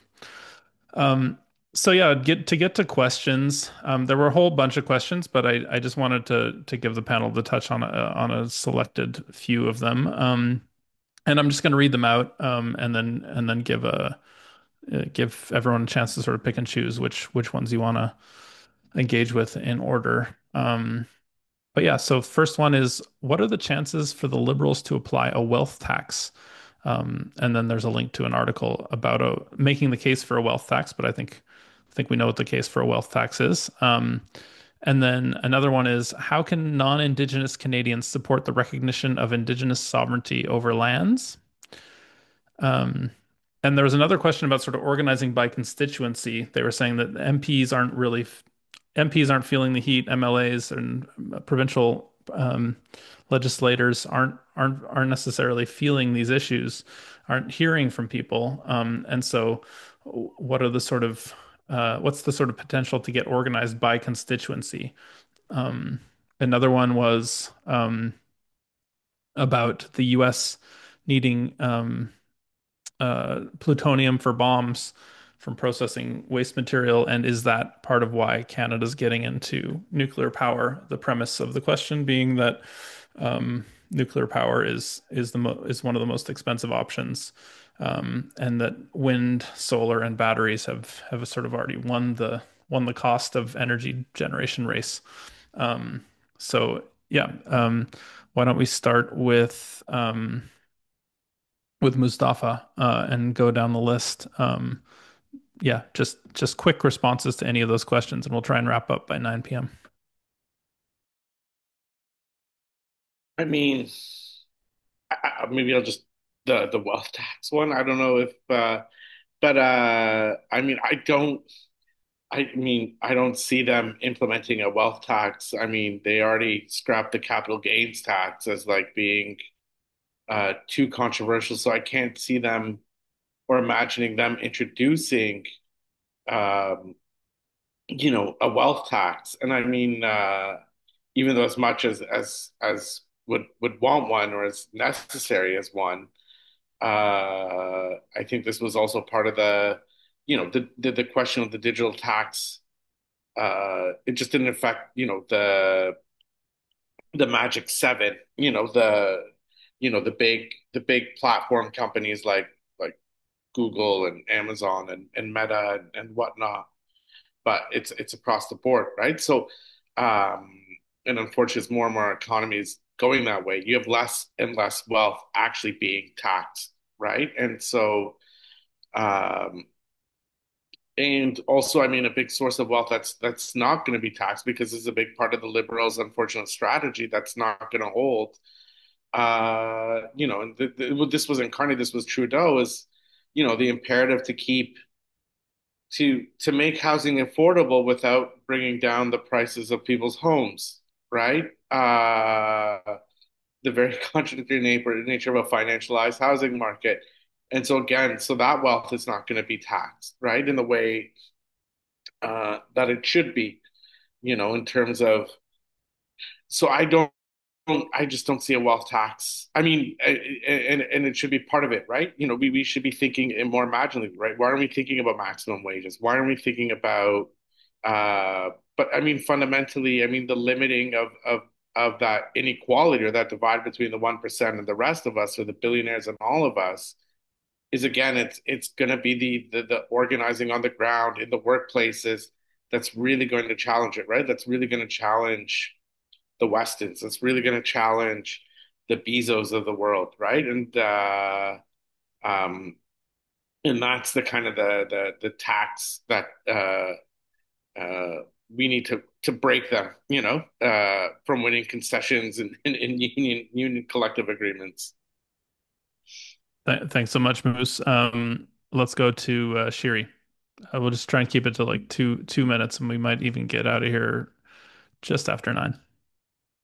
I also want to speak to the wealth tax because um, Brook, Brook, Brookfield Asset Management actually was taken to task for aggressive tax fraud of like $5 billion stashed in Bermuda, which they contested. But I mean, that's a pretty good sign that your prime minister is not going to go after the rich to tax them if you've been the chair of a corporation that basically stashed tons of money, billions of dollars in the Caribbean. So I think that's safely off the table.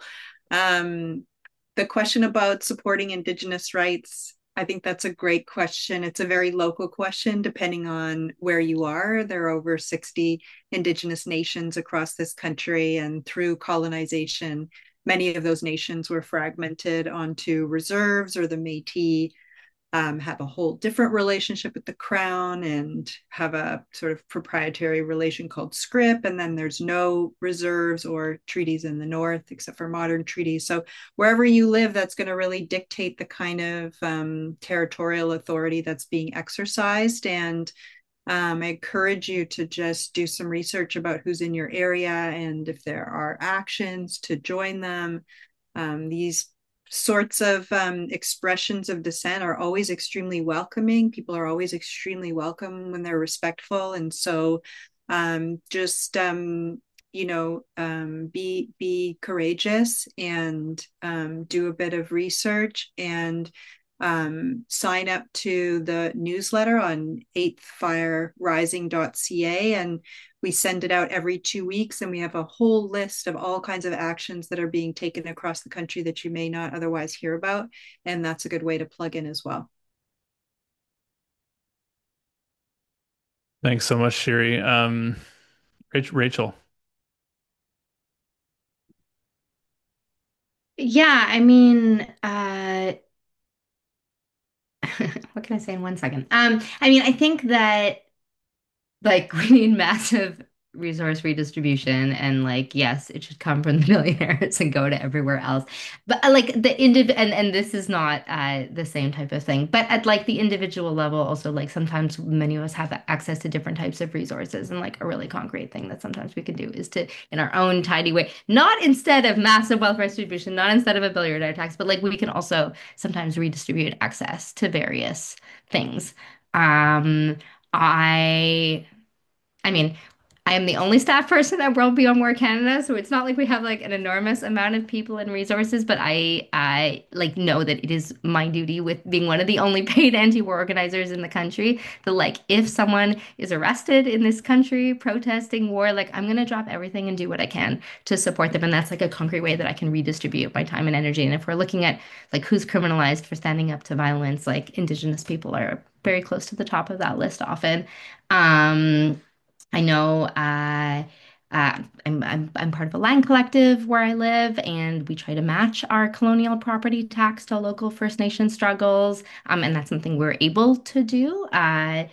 But we also I work with tons of folks who like share their photocopying budget, who like when they cater their event like are also sharing it with other orgs and other grassroots groups that don't have it. Like I think there's lots of ways that we can do small scale redistribution of what's available to us that also builds relationships and like builds trust and helps people know that like where we have something we're going to have other people's back. And like I don't know. I think of the movements we want are ones where we have each other's back and where we're looking out for each other and we're thinking, okay, if I have two of something, can I give one of them to, yeah, to these folks who are doing what they can. So sometimes I think small scale stuff works too. Thank you, Rachel. John, bring us home. Okay, time's I know very short, so I'll just make this quick point that I think that the essential thing about what we've got to build is really a fight back, a common front that leaves no one behind. I think that's the essential element to the thing. So, I mean, the question comes up of supporting Indigenous struggles. I mean, right now we've seen encampments set up already, and the fight is beginning, and we're seeing an incredible attack on migrant workers that's just unprecedented. And I think there should have been a lot more support given at this early stage right now. Federal workers soon are going to face major attacks. The federal workers unions should have been at the forefront of supporting the Indigenous encampments and really challenging the incredibly brutal attack on migrants and immigrants that's taking place. Because if we don't build that kind of sense of supporting each other and a practical, real solidarity, then it just becomes verbiage. people expect that when it happens to them, there won't be anybody there for them. So why should they bother? And we've got to counter that by a real active, proactive brand of solidarity. And to do that, there has to be an absolute focus on unity in action to defend everyone. And that is an excellent note to end it on. Thanks, John. Thanks, Shiri. Thanks, Rachel. Thanks, Mustafa, and to all the behind the scenes organizers of this event. We've got Mohammed, we've got Nick, we've got Courtney, we've got Eagle, um, and many more besides. So thanks again to everyone, and have a wonderful evening. And we'll see you on Saturday.